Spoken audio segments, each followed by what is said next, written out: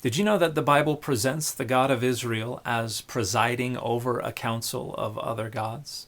Hey everybody, I'm Dan McClellan. I'm a scholar of the Bible and religion, and this council of gods is known as the Divine Council. And this is not something that was invented by the authors of the Bible. They're actually borrowing it from broader West Asian concepts of the hierarchy of the gods in the pantheon. And within the Hebrew Bible, this is organized either around the notion of the patriarchal household. So the high deity is the patriarch of this household that also includes all of the offspring of that high deity, the Bnei Elohim, as they're referred to in Deuteronomy 32, 8 and 9, the children of God.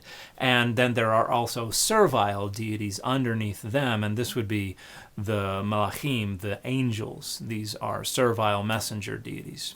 There's another theory that it's probably better to organize our understanding of the Divine Council around the idea of bureaucracy, and this is something that Lowell Handy writes about. And the idea here is that the high deity is represented as the head of this bureaucratic organization, and then the other deities are the active deities. They're the executives who have authority over the functioning of the universe.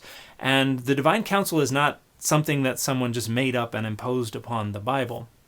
It's something that we find explicitly mentioned multiple times in the Bible. For instance, Psalm 82:1 begins with Elohim nitzav badat El. God takes his stand within the council of El, or within the Divine Council.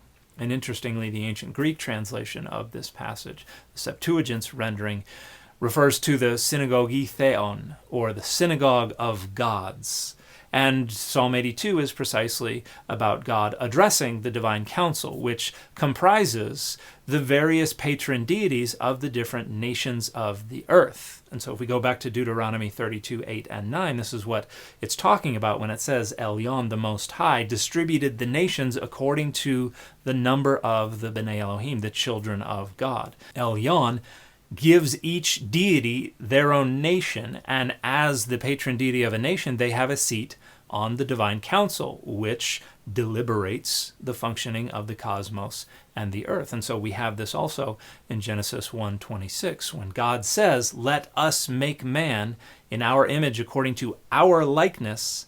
This is the head deity talking to the other gods of the Divine Council. And you also have this in 1 Kings 22, when Micaiah sees God sitting on their throne surrounded by the host of heaven, asking for a volunteer who will go entice the king to his death in battle at Ramoth Gilead. That is the Divine Council. And they're represented as spirits, and the Spirit comes forth and volunteers to be a lying spirit in the mouth of the king's court prophets. You also have Jeremiah challenging the other prophets, saying, "Who has stood in the council of Adonai?" And in the prophetic literature, you frequently hear prophets boasting that they have not only witnessed the Divine Council, but been a part of, been incorporated into the proceedings of the Divine Council. For instance, Isaiah 6, the prophetic call of Isaiah. Isaiah witnesses the Divine Council and is commissioned by it to go share the message that God says he should share. And you can check out my article, The God's Complaint, Psalm 82, as a psalm of complaint from the Journal of Biblical Literature, for a thorough discussion of how Psalm 82 is actually deposing the deities of the Divine Council in order to grant Adonai direct geopolitical rule over the nations. That is the moment of the universalization of Adonai, and the Divine Council is a critical motif in that rhetorical elevation of God's authority. And if you would like further discussion of the Divine Council in ancient West Asia and within the Hebrew Bible, here are some texts that you can go check out. And the fit for this video has been Deadpool.